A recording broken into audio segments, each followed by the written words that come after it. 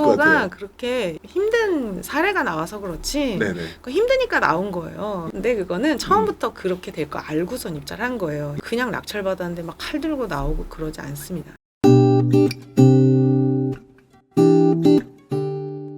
경매에 관심을 가졌어요. 경매에 관심을 가지고 난 다음에는요, 꿈과 힘을 가지고 접근을 하잖아요. 네. 그리고 난 다음에 바로 처음에 입찰을 딱 했는데 바로 짠하고 낙찰을 받으면 좋겠는데 폐찰이 더 많아요.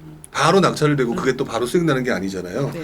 여기서 정말 많은 분들이 힘들어 하더라고요. 제가 보기에도. 음. 도대체 몇 번을 넣었는데 낙찰이 안 돼요. 그러니까 나중에는 어떤 경우가 생기냐면 낙찰을 위한 입찰가를 쓰는 경우도 그쵸. 무조건. 승자의 저주. 예, 그런 경우도 있는데 따땅님도 처음에 분명히 그런 경험이 있으셨을 것 같아요. 이게 초보들이 폐차를 많이 하는 거는 네. 물건의 난이도와 금액에 비해서 욕망의 크기가 너무 크기 때문에 그래요. 아, 욕망의 크기가 더 커서 그렇다? 네, 그 물건한테 적정한 그 수익이라는 게 있는데 이 물건의 난이도나 종잣돈의 크기에 비해서 네. 수익을 너무 크게 보려고 그러면 낙찰이 잘 안 됩니다. 음. 그리고 나만 생각해서는 안 되고요. 타인의 욕망을 생각을 해야 돼요. 남들은 이 물건을 얼만큼 갖고 싶어 할 것인가 라는 거예요. 저희 그 지금 경매다마고치라고 네. 제가 3분을 입찰 코치를 하고 있는데 네. 4월 달부터 했는데 아직 낙찰을 2분이 못 받았어요. 왜냐면 그 사이에 시세가 계속 떨어져서 입찰가를 산정하기가 어렵더라고요. 네네. 근데 그분의 이제 그 중에 한 분 여자분이랑 이제 남자분이 한 분 계신데 네. 폐차를 많이 했거든요. 왜 그러냐면은 좀 최저가 이 근처로 입찰을 하기 때문에 그래요.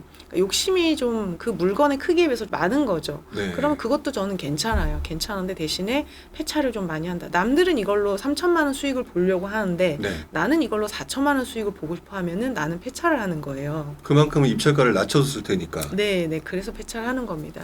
아니면은 확률을 높인 수밖에 없어요. 그냥 막 던져가지고 그 되게 피곤하거든요. 폐차하면. 노화가 금방 와요. 근데 저 같은 경우에도 폐차를 많이 했는데 네. 저는 그래서 이렇게 해선 안 되겠구나 해가지고 조금 까다로운 물건을 입찰을 했습니다.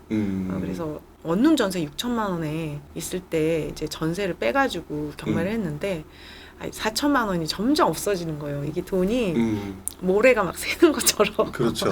막 새요. 그래가지고 점점 없어져서 마음이 막 초조한데 그때 내가 이걸로 이렇게 막 맨날 최저가 하면은 낙찰 안 되겠구나. 그래가지고 저는 좀 남들이 못한 까다로운 걸 해야겠다. 이렇게 해서 좀 빨간 글씨 있는 거 공부를 했습니다. 빨간 글씨라고 하면 뭐 유치권, 뭐 법정지상권, 뭐 기타 네, 그런 네. 것들 위주로 조금 신경을 쓰셨네요. 투수주소 오류 뭐 이런 이제 위장입차인 이런 거 공부를 했습니다. 그러면 본인이 투자하시면서 나름대로 이건 정말 성공한 투자다. 또는 투자를 하는 데 있어서 이런 전략으로 접근했다. 뭐 이런 것들이 좀 있었을 것 같아요. 제가 좀 정말 수월했던 물건이 하나 있었는데 네. 그게 이제 김포 아파트 물건이에요. 김포. 네네. 김포 아파트 물건인데 유장임차인이었는데 네. 부부 사이 이제 임대차였어요. 그래가지고 이제 임차인이 사모님이셨는데 이혼을 그 이후로 하신 거예요. 네네. 그래서 선순위가 있고 그다음에 보증금 얼마에 있었는데 그게 김포 도시철도 개통 예정인 데 있었던 거예요. 그때 제가 2억 7천에 낙찰을 받았는데 네네. 그게 10년 동안 3억이었어요. 이게 보증금을 선순위 임차 위장인데 4천만 원 정도 신고하셔가지고 네네. 많이 싸게는 못 받았어요. 그래서 제가 위장 임차인이라서 낙찰 받고 명도를 하러 갔거든요. 네. 근데 가고 안 계시더라고. 이사를 가고. 그러니까 여러분들은 뭐 위장임차인 그러면 엄청 세게 나올 것 같고 막 쫓아낼 것 같고 하는데 실제로 가서 보니까 이사를 가고 열쇠를 관리실에 맡기셨어요.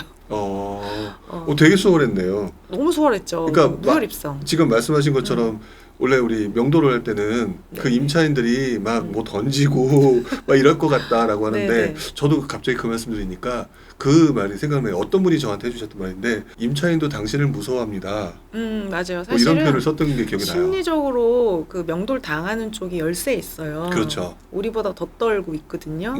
근데 이 사람들은 좀 상처받은 사람들이라서 네. 일반적으로 우리가 만나는 사람보다 심리적으로 굉장히 지금 열세에 있어요. 근데 이제 명도의 대상이 다 다릅니다. 지금 고가 아파트 같은 경우에 타워팰리스가 경매로 나왔는데 네. 감정가 40억인데 네. 대출이 없어요. 근데 경매로 나왔어요. 왜냐면은 소유자가 여러 명이에요. 그러니까 이걸 나누려고 아. 나누려고 나온 거예요. 네. 솔로몬처럼 네. 이걸 나눠라 이렇게 해가지고 법원이 팔아서 그 비율대로 돈으로 나눠주려고 경매를 하는 거, 이런 거 명도 안 하거든요. 그렇죠. 이런 거 명도 하지 않습니다. 그래서 그 물건 같은 경우에는 조금 싸게 받았는데 또 무피로 투자를 해가지고 전세가 3억 8천까지 올랐었고 5억 5천까지 올랐다가 지금은 좀 1억 정도 빠지는 상태인데, 네. 그 물건은 입찰할 때도 제가 6만 원 차이로 받았는데 네. 6만 원이요? 네. 음. 그 타인의 욕망, 제가 그 6만 원 욕심 덜 내가지고 네네. 낙찰을 받은 거예요. 근데 한 유효한 입찰자가 한 3명 정도였고 나머지는 이제 말도 안 되는 가격을 쓰셨는데 그게 김포 도시철도가 개통하면 오를 줄 알았거든요. 네. 안 오르더라고요. 근데 이게 언제 올랐냐면은 김포만 규제 지역에서 쏙 빠졌을 때, 6월 17일 6.17 부동산 대책 전후 그때겠네요. 그때 3억짜리가 갑자기 5억 5천이 되더라고요. 그래서 그게 조금 되게 수월했었어요. 낙찰부터 수월했고 네네. 명도도 수월했고 전세도 수월했고 다 수월했던 물건입니다. 왠지 이런 것들을 보게 되면 여러분들 경매에 관심을 이거 괜찮은데? 라고 생각할 수도 있을 것 명도가 같아요. 그렇게 그러니까 힘든 사례가 나와서 그렇지 네네. 그러니까 힘드니까 나온 거예요. 텔레비전이나 텔레비전이나 유튜브 이런 데 저희도 막 그 칼 들고 나오는 이런 명도 영상 있거든요. 근데 그거는 처음부터 그렇게 될 거 알고선 입찰한 거예요. 이제 19억짜리를 5억에 낙찰을 이제 받았는데 유치권이 있어가지고 5억에 받았으니까 유치권자가 세게 나올 거를 알고 받은 것이지 그냥 낙찰 받았는데 막 칼 들고 나오고 그러지 않습니다. 자, 그러면 그만큼 이제 이것저것 받으시면서 경매에 관련된 스킬이나 기술이 늘으셨고 보는 시야도 늘어나셨을 네네. 거라고 생각이 들어요. 처음에는 어떤 투자를 했고 지금은 어떤 식의 투자를 주로 보고 계시는지 네. 뭐 이런 게 좀 궁금하기도 해요. 저는 처음부터도 그렇게 남들이 뻔히 보이는 물건은 좀 입찰을 안 했었어요. 처음부터도 완전히 이제 싸게 받을 수 있는 거, 무피로 네. 할 수 있는 거, 막 이런 거를 전세 빼서 막 갭 투자한 사람이 어디 있습니까? 그래가지고 네. 막 처음부터 수익이 보장된 물건만 좀 까다로운 거, 남들이 입찰 못하는 거, 한눈에 수익이 계산이 안 되는 이런 물건을 입찰을 했었는데 네네. 이제 공부를 하면서 처음에는 이제 경매만 공부를 하다가 입지 공부를 하고 재개발 공부를 하고 상가 뭐 토지 뭐 여러 가지 보상 경매 뭐 이런 경매도 있고 그래요. 그래서 공부를 좀 많이 했는데 네. 작년에 공부해서 입찰을 한 거는 제가 이제 상가하고 네. 입주권 경매를 입찰을 했었어요. 입주권 경매요. 네네. 그럼 폐차를 했는데 네네. 저는 폐차를 했지만 네네. 또 부지런 TV에 구독자분들께는 네. 도움이 될 것 같아서 네. 사례를 좀 보여드리려고 가지고 왔습니다. 아, 그러면 한번 보면서 이야기를 좀 하도록 하겠습니다.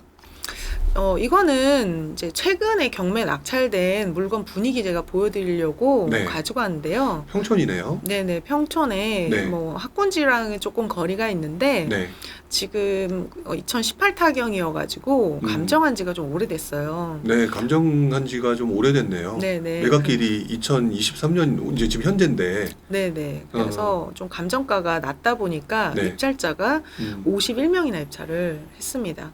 가격이 싸다고 느껴지니까. 네, 5억대를 보고 네. 이제 5억에 낙찰 받으면 좋겠다. 그리고 한 40명 정도는 5억대를 현재 시세가 이렇지 않은데. 네, 썼을 거예요. 네. 제가 이걸 보면서 지금 저 아파트가 되게 저가 아파트라고 볼 수는 없는데 그래도 8억대, 이게 10억대거든요. 네네. 근데 사람들이 50명이나 입찰을 했구나. 이 평촌 지금 아파트 청약에 실패한 거에 비해서 네.